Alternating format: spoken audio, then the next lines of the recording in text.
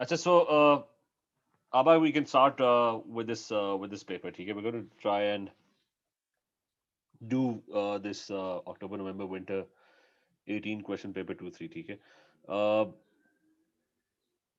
so starting with the first part, which is that you have to write the electronic configuration of Fe2 plus. So that's easy. That's a total of 26 electrons. Minus two because two electrons are lost. So it's 1s2, 2s2, 2p6, 3s2, 3p6, and then you have the 4s filling up, and then it's 3d6. That's a total of 26 electrons. And since two electrons are gone, so electrons are always lost from the outermost subshell. Calculate the oxidation number of sulfur in S2 2 minus. So Abba, what's the oxidation number in S2 2 minus?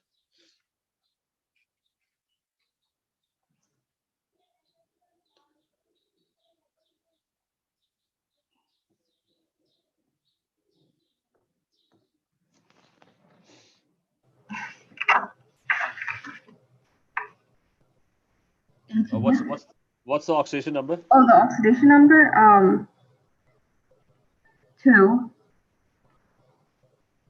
Yes, can you hear me?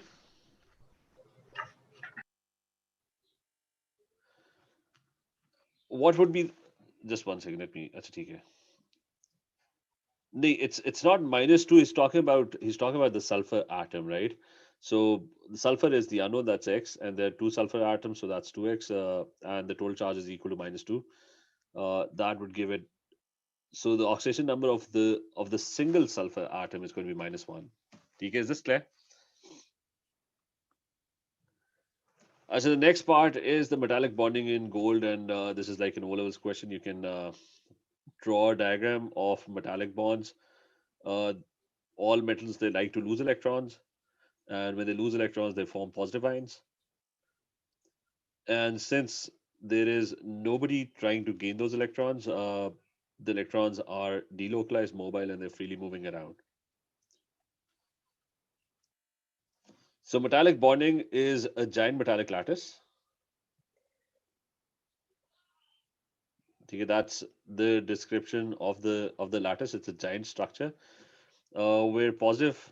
Uh, so it has a regular arrangement of positive metal ions. So there's a regular arrangement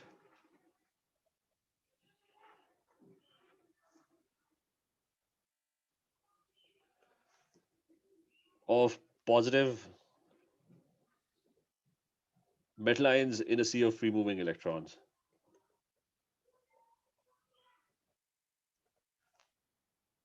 or delocalized electrons. Next one is iron pyrite is called fool's gold because of its appearance. Impure samples of iron pyrite, which I think is FeS2. That is, I think that was what iron pyrite was. TK, it is given over here. That's FeS2. So that's given. That's iron pyrite. And it says impure samples, they contain a small amount of gold. The gold can be obtained from impure iron pyrite. The impure iron pyrite is roasted in oxygen to produce iron 3 oxide and sulfur dioxide. Gold does not react with oxygen. The sulfur dioxide produced during the roasting would cause environmental consequences of if released into the atmosphere. State and explain one of these environmental consequences. So you have to state. So the environmental consequence is acid rain. So you've stated it, and you have to explain one of the environmental consequences. So what would acid rain do? It's going to cause corrosion. And he's talking about the environmental consequences, not the corrosion of buildings. That's not an environmental problem. So what you're going to state is that the soil becomes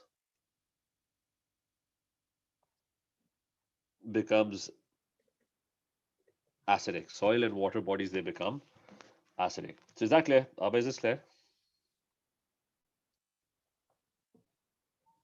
So next is, now you have to be, remember, for these questions you have to be very careful about what exactly is he looking for. TK, most people when they're trying to answer, they just uh, they just don't read exactly what the question is looking for. I said next is complete the equation to show the roasting of iron pyrite in oxygen. So I think it was oxygen, and he was saying something about SO2 being produced. So you just need to balance this equation. So the sulfur is the 8 sulfurs, so that's balanced. And you can balance the oxygens, that's 6 plus 16, that's 22. So over here, they're going to be 11O2. I said, then you have a sample of impure iron pyrite was roasted in oxygen. The composition of the mixture of solid products is shown. Uh, so this is the composition. Calculate the mass of FeS2 present in the sample of impure iron pyrite. Uh, assuming that all the FeS2 was converted into Fe2O3 and during the roasting process. So let me first figure out what the question is actually really asking for. Okay, so this is the composition. This is what's happening. FeS2 was actually being roasted. It was burned in air. And he's saying that the products that are produced, you get this. Right? I mean, there's sulfur dioxide as well. So we're assuming that the sulfur dioxide probably escapes as a gas because it is a gas. So he's not measuring the mass of that substance. So the composition of the mixture of the solid products, just the solid products, that's given. And all of that is coming when FeS2 is burned in oxygen. So assuming the mass of FeS2 present in the sample of impure iron pyrite, uh, and assume that all the FeS2 was converted into Fe2O3. So calculate the mass of FeS2. You have to find the mass of FeS2. The first thing is you're going to find the moles of Fe2O3. So we're going to find the moles of Fe2O3 mass divided by the MR. Just one second, let me. So it's going to be mass of Fe2O3, which is 33.18 grams, divided by the MR of Fe2O3. That's going to be now in paper two. Remember that you have to be very careful about the accuracy of things, especially when you're taking the MR. If I have a data booklet somewhere, okay, so this is a data booklet. You have to be very careful about the number of decimal places you're using, and so Fe over here is given as 55.8. Okay, so don't use your memory, even if you remember this as being 56. You have to be very careful. In paper two, you have to be very careful because you'll be marked for this. And oxygen is given as 16.0. So make sure you use the same accuracy. Okay, use the same accuracy in your answer. So when you even if you're working showing the working, it's going to be 55.8 multiplied by 2, that's Fe2, plus 3 oxygen, so that's 16.0 multiplied by 3. Achha, can anyone tell me the moles? Abba, Rida, Heba, can you just tell me the moles?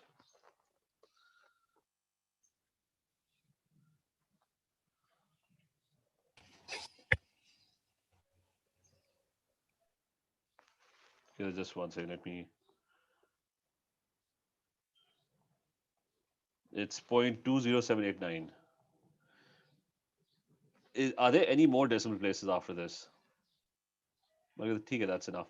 Now, when you're writing the answer, make sure you round it off to 3 significant figures. So up till this point, so if you do that, this is going to come out to be 0.208. Okay, that's the amount of moles. But don't round off your answer on your calculator. Okay, if in your working you're using this same value to further figure out the moles of another substance, use the ones that are given in the calculator. Okay, you have to use the more accurate value. So it's 0.208 moles. So FeS2 is going to, what's going to be the ratio of Fe2O3 to FeS2? The ratio is going to be that, because if you balance this equation, and it's already balanced over here, it's 4:2. So if the amount of Fe2O3 moles is 0.208, the amount of the other substance, that's going to be double that. So what's the double of this? It's going to be the FeS2 moles are going to come out to be twice that value. It's going to be 0.40. 0.408 moles. And then you can find the mass of this substance. It's going to be moles, and those moles would be multiplied by the MR, which is going to be 55.8, plus the two sulfurs. Now, again, you have to be careful. Sulfur is 32, but you have to be very sure that is it 32 or 30. I mean, over here it's given as 32.1. So we're going to use 32.1 for this. So 32.1. What's the value that we're getting? It's sorry, yes, it's 0.416 moles. Just 1 second.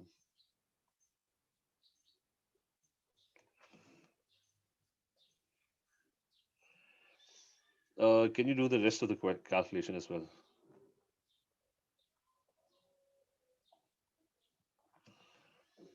Okay, so we're getting 36.54789. So rounding off to 3 sigma figures, it's going to be 36.5 grams. So you're getting 36.5 grams. Now moving forwards, use your answer to calculate the percentage per mass of gold in the sample of impure iron pyrite, assuming that the gold is the only impurity in this sample of impure iron pyrite. Give your answer to two significant figures. So there's Fe2O3, which we have already figured out to be 36.5 grams. And the sample has this impure gold, which wasn't burning in oxygen, and the gold was 0.37 grams. Now we need to find the percentage of gold. So the percentage of gold has to be found out. It's going to be 0.37 divided by the total, which is 36.5 plus 0.37, and that's going to be multiplied by 100. What are we getting?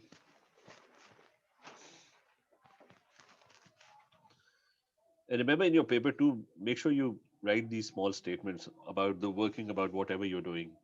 So basically trying to find the percentage of gold.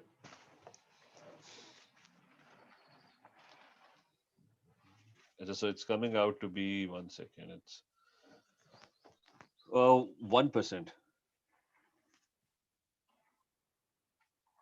Are you sure it's exactly 1%? Is it 1.00% after 3 significant figures? So okay. It's coming out to be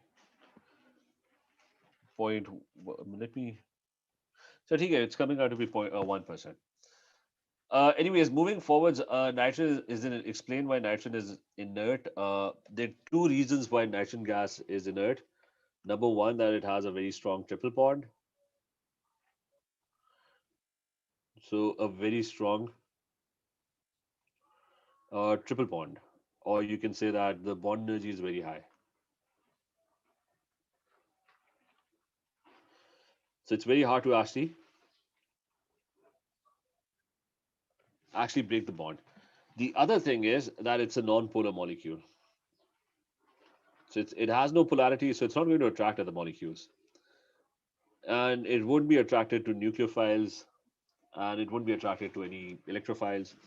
So no reaction. You can figure out the dot and cross diagram, that's easy. So it's going to be 2 electrons remaining. That's the dot and cross diagram. Explain why the reaction of N2 and O2 occurs during lightning strikes, because higher temperatures uh, provides activation energy. You need energy to break the triple bond.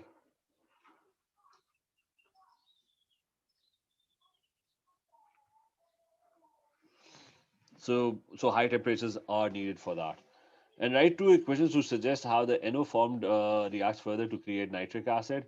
So the thing that happens is that during lightning strikes, N2 and O2 they react together, and they produce NO or NO2. Both things could be produced. But he's saying that the NO formed. So what happens after NO is formed? The NO gets oxidized in the air to form NO2, and that NO2 then reacts with rainwater and ends up forming two acids, either nitric acid and also at the same time nitrous acid. And there are actually two equations that are acceptable for this. Let me also check the marking scheme for this one. Which one is he? Just one second. This one is.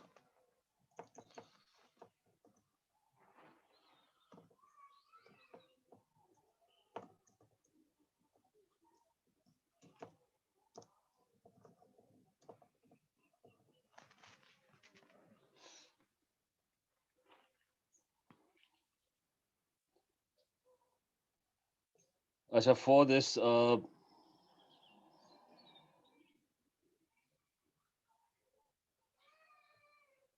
were we getting exactly? Just one second.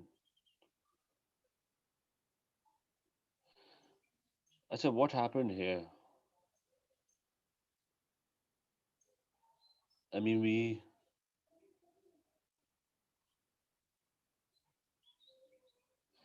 got the answer to the previous part completely wrong. I mean, it was 0.208 moles. That's fine. That's into 4 by 2. We got this part, I think, wrong. Just one second. Let's have a look at the previous part first.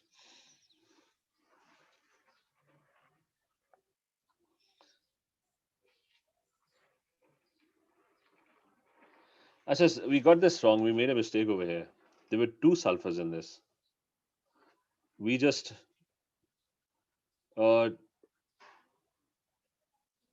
used one sulfur. So there were actually two of them over here. इसको correct कर लो. Otherwise, the question was wrong. We made a mistake over here. Okay, so this should come out to be whatever they are suggesting. It should have come out to be 49.89 grams. And that would change everything over here as well. This would come out to be 49.89 grams, and this is also 49.89 grams. So the error is going to get carried forward. So I think we made a mistake over there. We ignored one sulfur. It was actually FeS2. So coming back to this, I was just checking this equation. Okay, there are two equations. So he's using the O2 one. Okay, remember this one is also acceptable. But I think he was specifically talking about NO2 forming nitric acid only. So he's not actually using this one. But usually in the marking schemes, both equations are given.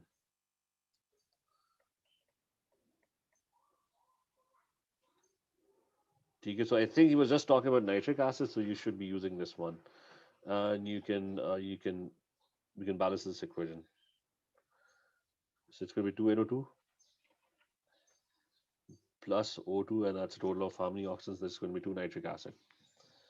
That's a total of 6 oxygens, so this is going to be half O2. He is using this equation over here. The next one, but this is definitely acceptable. As the next is nitrate fertilizers are used to provide nitrogen for plant growth, and controlled use of these can cause a reduction in animal and plant life and natural water supplies. Explain. So this is all about eutrophication. What happens is in natural water supplies, basically. So eutrophication, algae growth is promoted.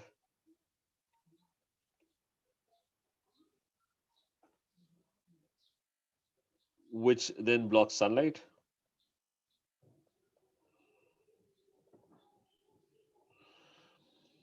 Marine plants die because of lack of sunlight. Because of the dead plants, bacteria grows and feeds on dead plants and dead algae.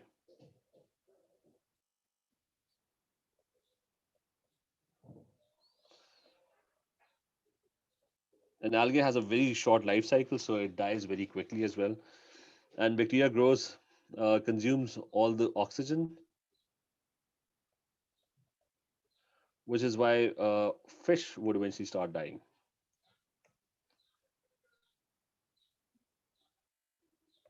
So 3 marks, you have to figure out eutrophication.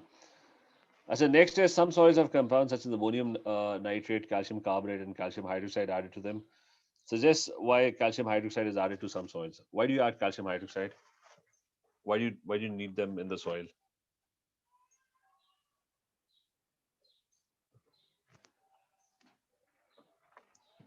क्या होगा इसका रिजा आबा? What's the reason? ठीक है, so to neutralize the acidic soils. Next one is calcium hydroxide reacts with compounds containing ammonium ions. A gas is produced. State the identity of this gas. Explain why the reaction occurs. So remember this. Fertilizers have. So what are fertilizers? Just very quickly. Fertilizers are compounds that contain NP and K salts, uh, and they have to be soluble. So they're basically soluble nitrates, soluble ammonium compounds or salts, phosphates, and potassium compounds.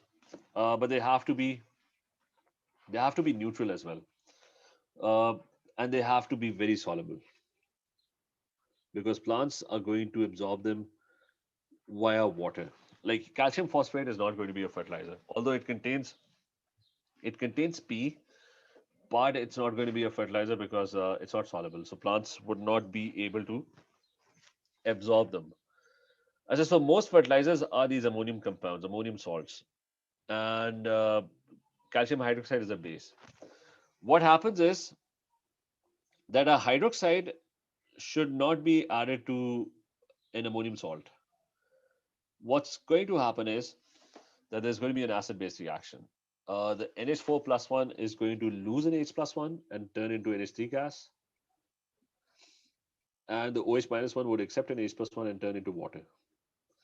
So it's an acid-base reaction where the ammonium ion is basically behaving as an acid, and the OH minus 1 is behaving as a, I mean, it is a base. It's behaving as a base. It's capable of accepting OH minus 1. So that's going to be your explanation. Or you can write the equation. In the first part, you just have to mention the name of the gas. Another fertilizer, calcium ammonium nitrate, is formed when solid calcium carbonate is added to a mixture of aqueous ammonium nitrate and dilute nitric acid. Suggests what would be observed in this reaction. So what is he doing? Calcium carbonate, CaCO3, he's saying is added to a mixture of ammonium nitrate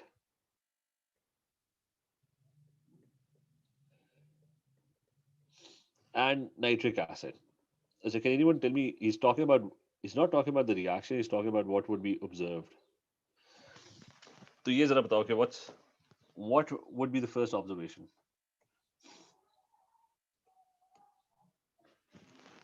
Anyone, क्या होगा?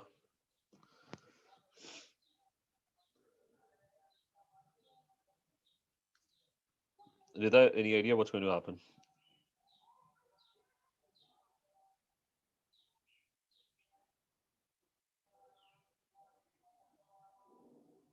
Abba?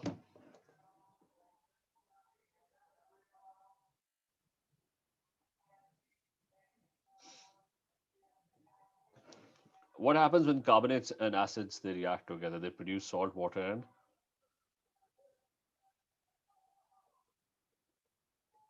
and carbon dioxide gas. So you're going to notice effervescence or bubbles of gas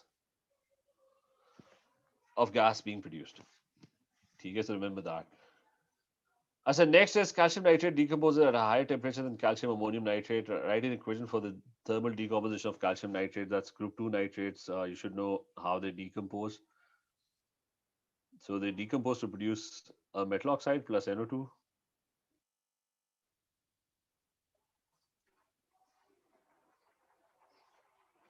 plus half O2 gas is going to be produced. फिर अगला है कि what is meant by high vapor pressure? So what is vapor pressure? Vapor pressure is the pressure that is exerted by the vapor of the substance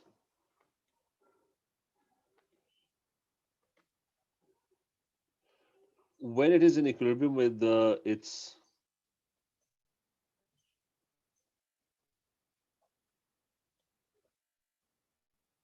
liquid phase.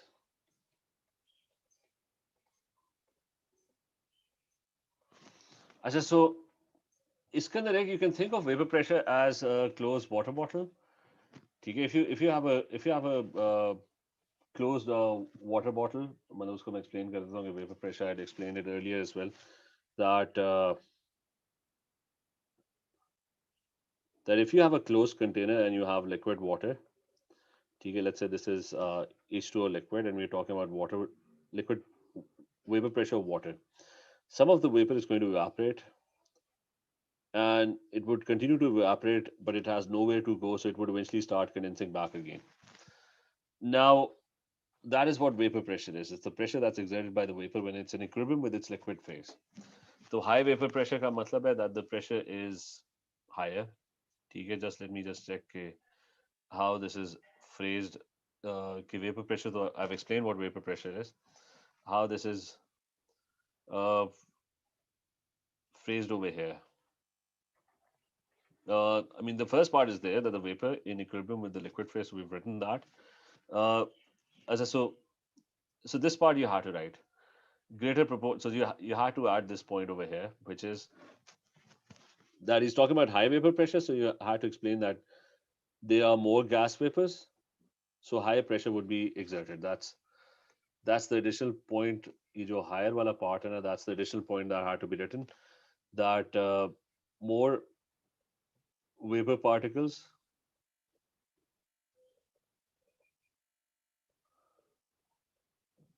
would exert a higher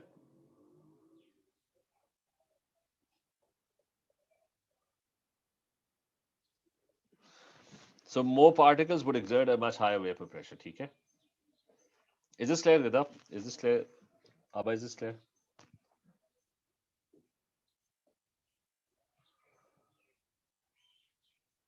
I said, remember about vapor pressure, you don't really get a lot of questions in past papers about it.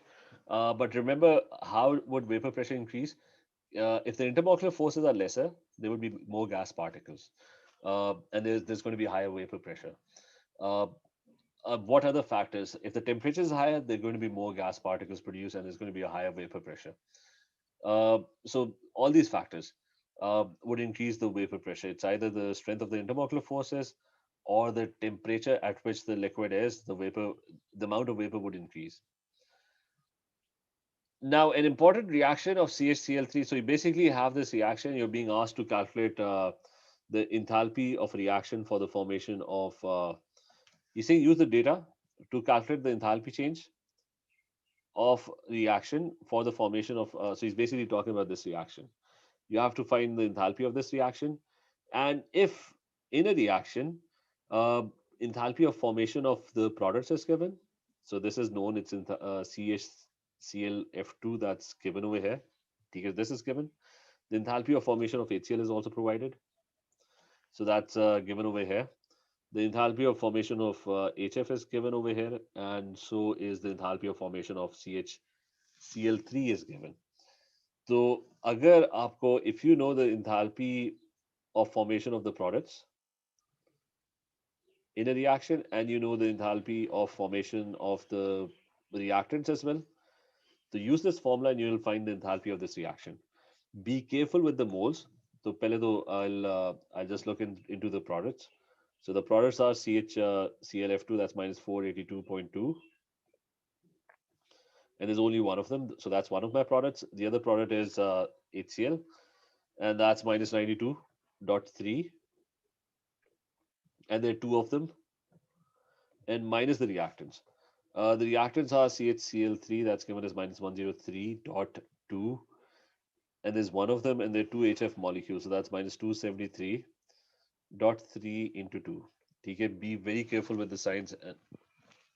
Do the calculation. Tell me what the answer is.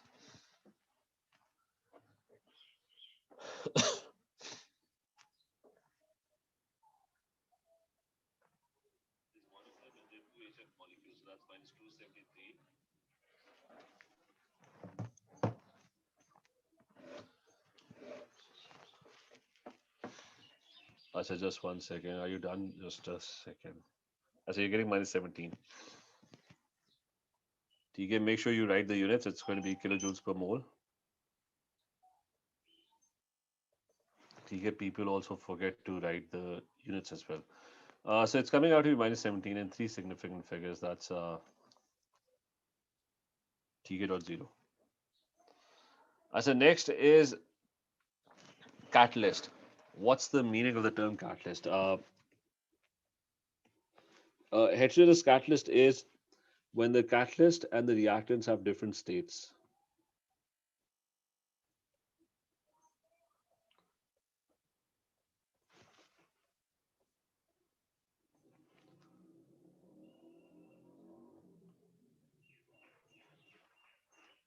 And there are lots of examples of heterogeneous catalysts, like the hydrogenation of alkenes. Like if you add C2H4H2 and it forms an alkane C2H6, becomes saturated. Nickel is a catalyst, which is a solid. Um, and what's the meaning of the term catalyst? A catalyst is a substance that reduces activation energy, provides an alternative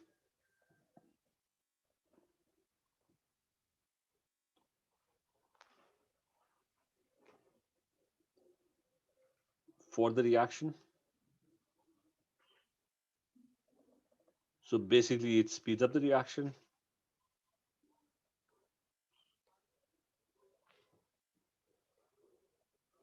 And he was talking about explain the meaning fully, so which is why we're writing all the details. So speeds up the reaction and remains unchanged during the reaction.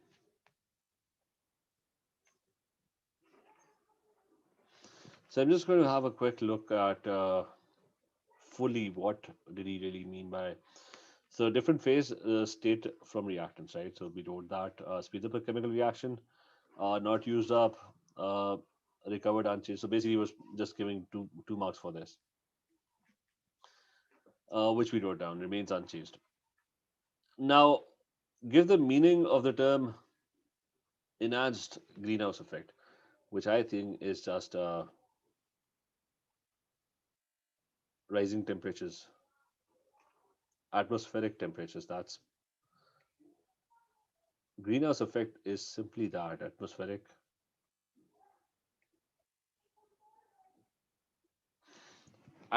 temperature. And so we're just going to have a quick look at greater global warming, or he gave 1 mark for trapping heat. That's so you can add that. Okay, it's actually 1 mark, just 1 mark. You don't have to. You got that 1 mark. So how would CHCl2? That's a halogenoalkane. How would that affect it? And you have to explain that. It's going to cause a destruction of ozone, because what happens is in the upper atmosphere you have Cl and F2. Because of the UV light, the Cl radical is produced.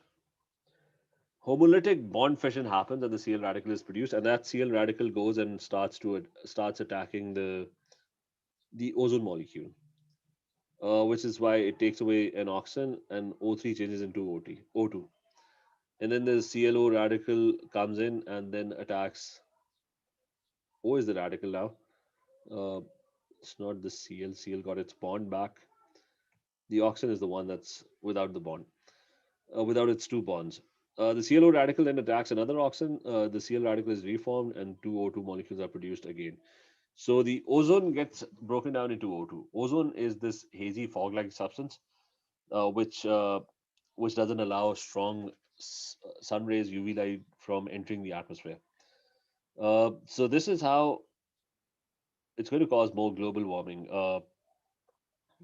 because ozone is going to get destroyed, and So ozone, that's it. That's just one mark. Ozone depletion. You just have to write that. No explanation needed. I suggest another environmental problems associated with the use of CHClF2. One other environmental problem that happens because of that. Actually, sorry, that was ozone depletion. One second. The confusion with this question is what to write where. This was ozone depletion according to the marking scheme. So what was the previous 2 marks for? Let me read the question here. It was used as an alternative to CFCs and should no longer because it's found to contribute to the enhanced greenhouse effect. Achha, so uh, and the meaning of the term greenhouse effect? Achha, let me just one by one go through the marking scheme. How is it disputing the marks? So over here,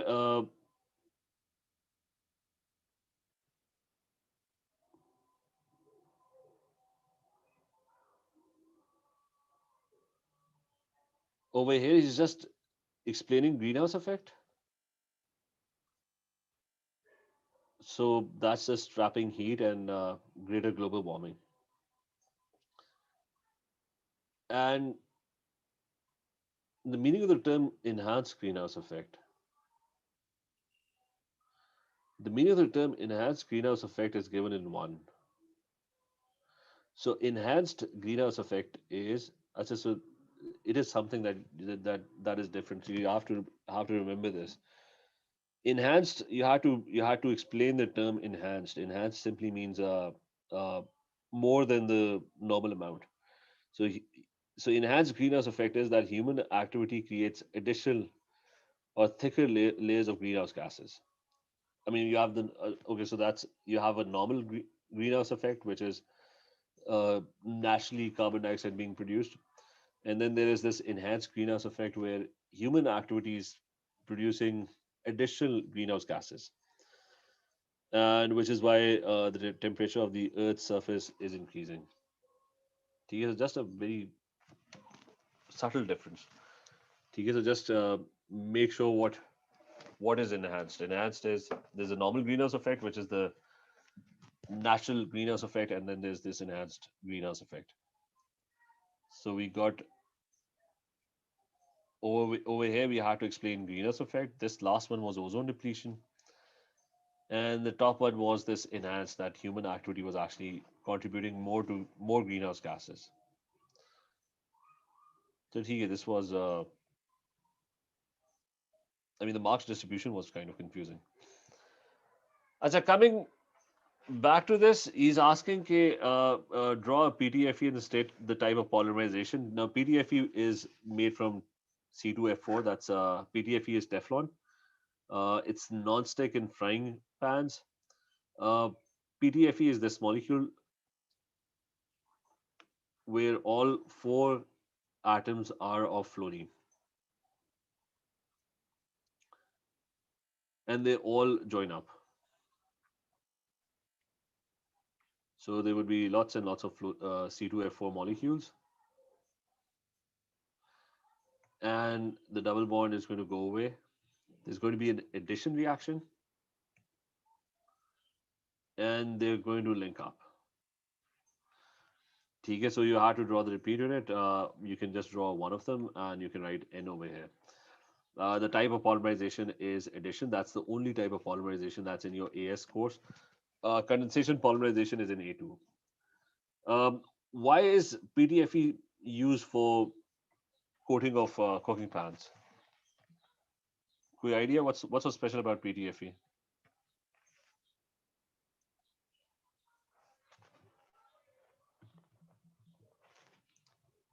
Rida, Hiba, Abba, any idea?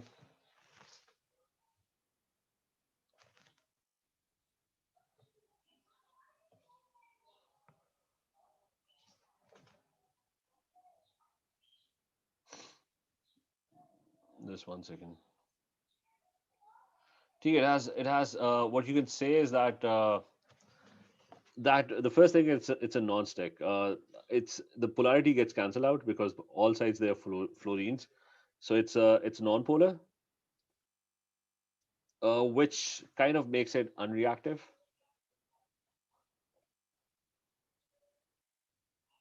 So it's very unreactive, and the CF bond is very strong. Small atoms, they form very strong bond. So it's a strong bond, which is why it's going to have high melting and boiling points, and it's going to be resistant to heat as well. So it's not going to break down because its bonds are very strong. I said, right, waste disposable, state two other difficulties associated with the disposable of Ptfe. So it's with Ptfe, it's a toxic. Burning would produce toxic substances, toxic gases.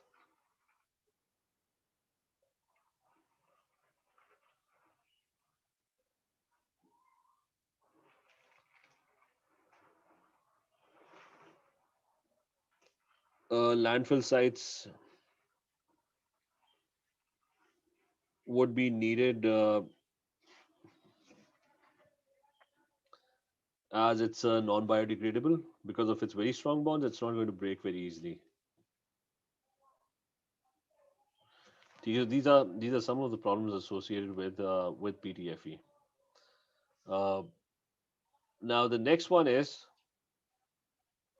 as so far this paper mostly contains inorganic, lots of inorganic. I said now coming back to this one, this one is an alcohol and a carboxylic acid. So this molecule is a carboxylic acid plus it's an alcohol. I said now in this molecule, the first thing is he's saying what's going to happen if a sodium carbonate is going to react with it. So what would be observed? So it's an acid. Okay, and the acid would produce effervescence. Carbon dioxide gas is going to be produced. Does the reaction occur? It definitely occurs. And what's the functional group that's involved in it? It's the carboxylic acid functional group that's involved in it, not the alcohol. Then you have a 2,4-DNPH that is added. That's a test. 2,4-DNPH is a test for aldehydes and ketones. Now, it's not an aldehyde. I mean, it's an acid and an alcohol. So nothing would happen over here. 2,4-DNPH only reacts with aldehydes and ketones. The other one is if you add K2Cr2O7 acidified, that's potassium dichromate 6 or dichromate 6. It's a primary alcohol, so it's going to get oxidized to a carboxylic acid, the alcohol part, and it's a primary alcohol. The OH is right at the end of the chain, so it's going to get oxidized to, and the K2Cr2O7 is going to change from orange to green. So there's going to be a reaction, and the functional group that's involved is the primary alcohol group in the molecule. Because you got 4 marks for that. Then you have two reactions sequences are given for making this glycolic acid. Draw the structure of X. So you have to draw the structure of X. So your starting point is this thing HCHO. That's an aldehyde. HC. I've added 2 H's. So it's H. I mean this one is HCHO. That's a double bond O and H. Then you have a nucleophilic addition reaction going on. If you add HCN, carbon is positive. So remember nucleophilic addition, that's Cn minus 1 coming in.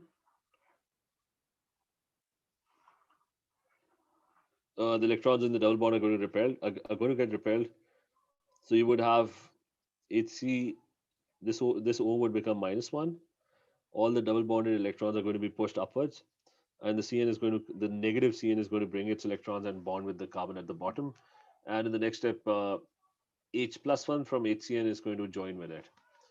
And you would get this molecule, which is C. It has an OH at the top and it has a CN at the bottom. And then you have to turn it into this thing. So this is X. So that's X, the one over here. अच्छा उसके बाद what you have to do is you have to turn it into a carboxylic acid. So the CN could be turned into a carboxylic acid by hydrolysis. Remember that there's only one reaction of CN that has to be remembered, and that's basically the hydrolysis of CN. So only one reaction, and the CN would turn into. So you add dilute acid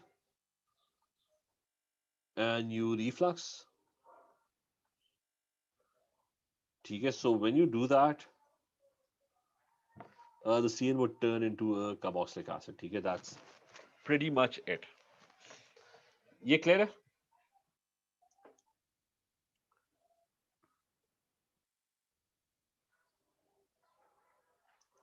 अच्छा, name the reagent for reaction 2. That's dilute H2SO4 and reflux. You can just name any acid.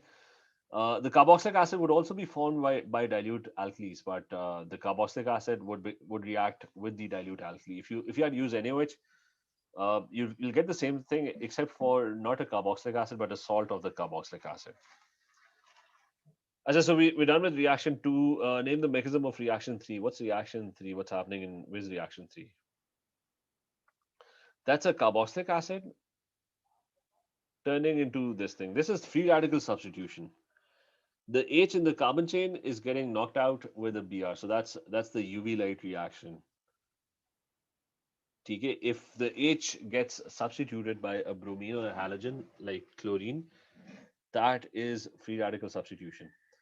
Uh, so the mechanism for reaction number 3 is free radical.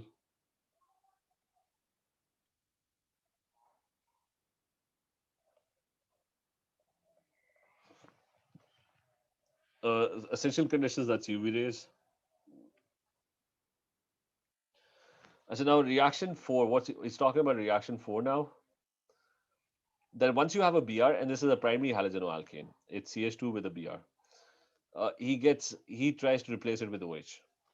So halogenoalkanes, they undergo nucleophilic substitution reaction. This is what is given already over here, and you're being asked to actually make the reaction.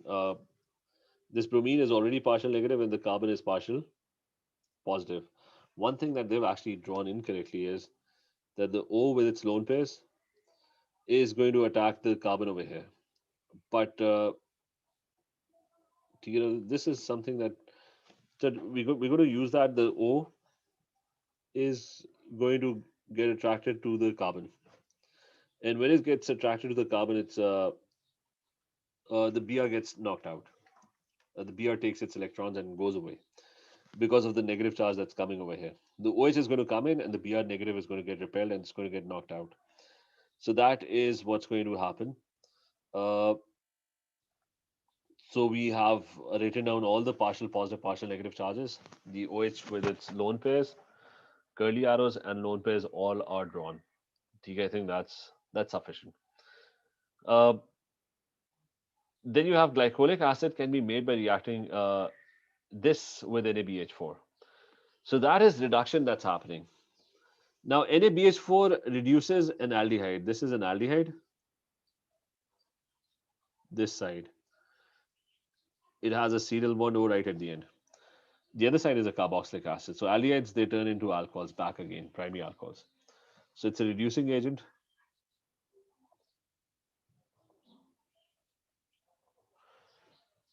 And write the formula for this reaction. Write an equation for this reaction. So you can write the equation. It's CHO.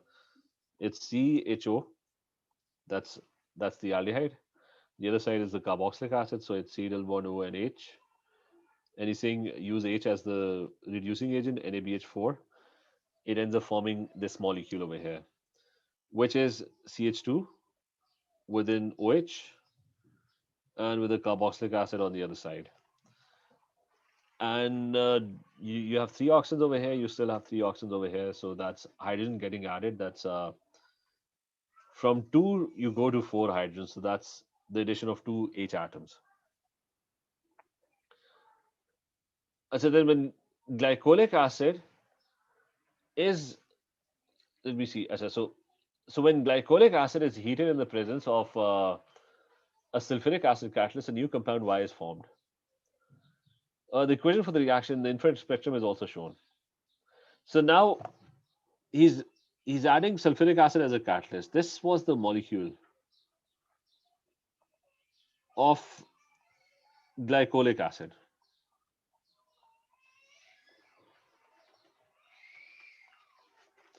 Now this was glycolic acid. Now two glycolic acid molecules are reacting together.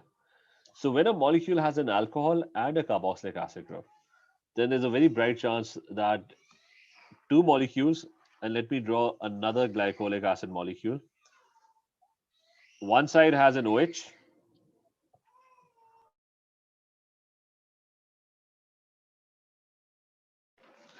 one side has an OH, the other side has the carboxylic acid. So two molecules, and it's a condensation reaction happening. So the alcohol would react with the carboxylic acid, and it would end up forming an ester. The OH from the acid and the H from the alcohol would be lost. The OH and the H over here would be lost, so we're going to rub them off. And we're going to link them up. So they're going to get together to form an ester. Okay, so there's cetyl bond O and O and cetyl bond O and O. So two ester links are produced. Abba, is this clear? Is this clear?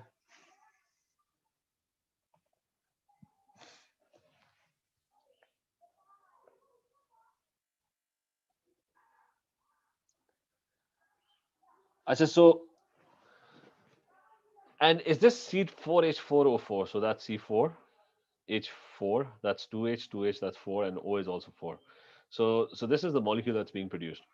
And we can confirm this by looking at the infrared spectrum. The infrared spectrum uh, would not really show a lot of bonds. You can't really get a lot of information from the infrared spectrum. What you would, so we're going to look at where's the data booklet? Just one second. I had the data booklet. So just open the infrared spectrum. We'll just try and confirm is the molecule that we have drawn. We're just going to confirm whether we've drawn the right one or not. So where's the? This is the HNMR. This one. So we have a cetyl bond O. So we're going to get a strong peak at 1600 to 1700. So that's one thing that we are getting. So we do have a cetyl bond O right over here. TK, one over here. So that is given. So that confirms some of it. There's a C single bond O. So if you look at the data booklet, where's the C single bond O? It's the first one over here. That is a C single bond O. So you're going to get a strong absorption at around 1300 or 1000, somewhere around that. So have a look. Are we getting a strong absorption? I mean, we're getting lots of strong absorptions actually. So we can't really. I mean, this is for sure cetyl bond O. This is this a C single bond O or not? We're not sure. I mean, we're getting a lot of strong absorptions around this range. So we're not sure about that. But what we are sure about is that there is no OH. I mean, there's previously you had a carboxylic acid OH and you had a normal alcohol OH. A normal alcohol OH resonates above 3200. So above 3200, I mean this point over here, above 3200, we don't have anything. There's nothing there. So there is no OH. That's for sure. And carboxylic acid OH. Carboxylic acid OH, this one over here, but it would have a very broad absorption. So below 3000. We do have an absorption at around 3000, but that's not very broad. So there's no carboxylic acid OH as well. The absorption at 3000 that we are getting actually would be from the CH bonds because they have a strong absorption around the 2800 2950 mark. So this one over here is probably the CH. It's probably the CH bonds. So, anyways, the infrared spectrum, although it's not giving you a lot of information, but it is agreeing with the molecule that you've drawn. I'll just state how the spectrum differs from the infrared spectrum of glycolic acid. So basically, no OH, yani no absorption,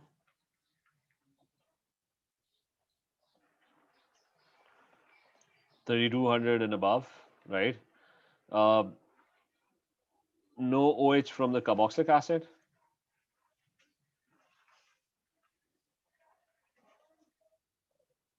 Why? Because there's some between the 2500 and 3000 mark, there is no strong and broad absorption. That's probably going to give you 2 marks. Plus, there's a serial bond O, which was there as well. I mean, serial bond O is present in both. Like the carboxylic acid also has a serial bond O. The ester also has a serial bond O. You can talk about the C single bond O, but that's also there. So the main difference is the OH. The OH is no more. I can check the marking scheme for this. It's okay,